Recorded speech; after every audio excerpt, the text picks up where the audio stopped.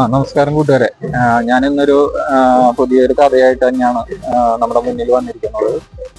വളരെ രസകരമായതും വളരെ ചിന്തോദീപകമായിട്ടുള്ള ഒരു കഥയാണ്. ഇതില് ഉപ്പും തിന്നു വെള്ളം കുടിച്ചു തല്ലും കൊണ്ടു എന്നാണ് നമ്മുടെ കഥയുടെ പേര്. ഇത് പണ്ട് രാജഭരണകാലത്ത് നടന്നിരുന്ന ഒരു സംഭവമാണ്. ഒരിക്കൽ ഒരിടത്തൊരു രാജാവ് ഉണ്ടായിരുന്നു. അത് അവിടെ ഒരു കള്ളനെ, കുറ്റത്തിന് പിടിച്ച ഒരു കള്ളനെ അവിടെ കൊണ്ടുവരികയും രാജാവിന്റെ മുന്നിൽ വിചാരണ ചെയ്യുകയും ചെയ്തു.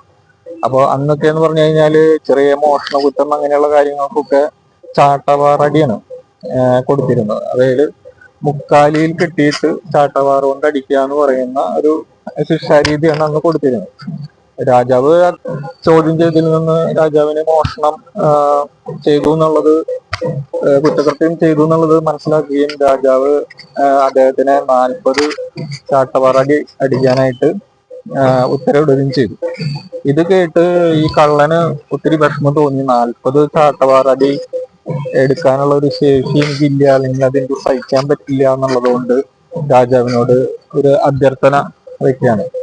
ഞാൻ ഈ ചാട്ടവാറടിക്ക് പകരമായിട്ട് 1 കിലോ ഉപ്പ് തിന്നാം എന്ന് രാജാവിനോട് അങ്ങനെയാണെങ്കിൽ എൻ്റെ ഈ ശിക്ഷയിൽ നിന്ന് എന്നെ ഒന്ന് മാറ്റിത്തരണം എന്ന് പറയണം. രാജാവ് അത് സമ്മതിച്ചു. അദ്ദേഹം പിന്നെ ഭടന്മാര് ഉപ്പ് കൊണ്ടുകൊടുത്തു. അതില് ഒരു ടീസ്പൂൺ ഉപ്പ് പോലും അദ്ദേഹത്തിന് കഴിക്കാനായിട്ട് കഴിഞ്ഞില്ല. അങ്ങനെ വന്നപ്പോൾ രാജാവ് വീണ്ടും പറഞ്ഞു, അപ്പോ ഇത് കഴിക്കാൻ പറ്റാത്തതുകൊണ്ട് നിങ്ങൾക്ക് ചാട്ടവാറടി തന്നെ ശിക്ഷിക്കാം എന്നുള്ള രീതിയിൽ.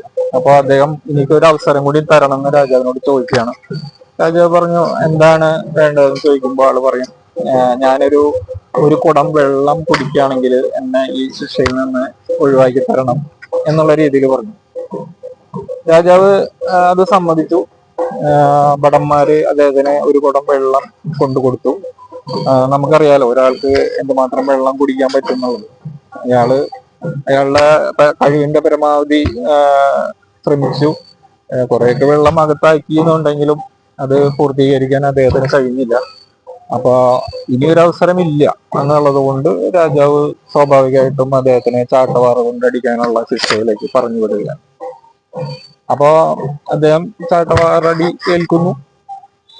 അത് അത്രയാണ് കഥയിൽ നമുക്ക് പറയാനുള്ളത്. ഇതിൽ നമ്മൾ ശരിക്കും ഈ കളവ് ചെയ്ത വ്യക്തിക്ക് ഈ 40 ചാട്ടവാറടി മാത്രമാണ് അയാൾക്ക് ശിക്ഷയായിട്ട് ലഭിച്ചിരുന്നുള്ളൂ. പക്ഷെ അയാള് തന്നെ 2 ശിക്ഷ ചോദിച്ചു വരികയാണ്. നമ്മുടെ പഴയ കാരണന്മാരൊക്കെ ഒരു ചൊല്ല് പറയും, ഉപ്പും തിന്നു വെള്ളം കുടിച്ചു തല്ലും കൊണ്ടു. അതെ, അതിന്റെ ഒരു അർത്ഥം നിങ്ങൾക്ക് മനസ്സിലായി എന്ന് വിചാരിക്കുന്നു. ഇത്രയാണ് കഥയുള്ളത്. നന്ദി.